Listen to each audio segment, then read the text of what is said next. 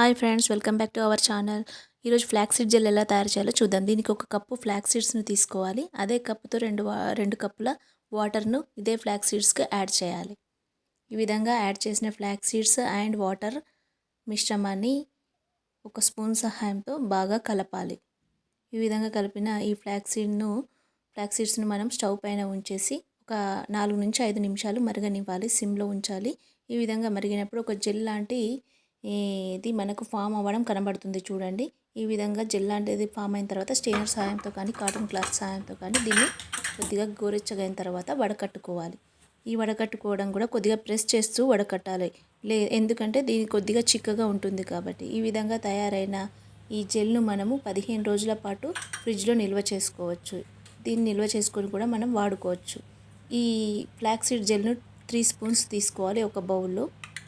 ఈ విధంగా తీసుకున్న ఫ్లాక్స్ సీడ్ జెల్కి మనము 2 స్పూన్స్ కొబ్బరి నూనెను యాడ్ చేయాలి. 3 స్పూన్స్ ఫ్లాక్స్ సీడ్ జెల్కి 2 స్పూన్స్ కొబ్బరి నూనెను యాడ్ చేసి రెండు బాగా కలిసిపోయేలా బాగా మిక్స్ చేయాలి.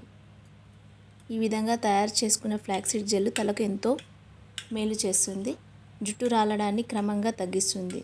ఈ విధంగా తయారు చేసుకున్న ఫ్లాక్స్ సీడ్ అండ్ కొబ్బరి నూనె మిశ్రమాన్ని తలకు అప్లై చేసుకొని 30 నిమిషాల తర్వాత శుభ్రంగా కడుక్కోవాలి. ఈ విధంగా ఒక 15 రోజులు చేసినట్లయితే జుట్టు రాలడం తగ్గి జుట్టు ఒత్తుగా మెరుస్తూ పెరుగుతుంది.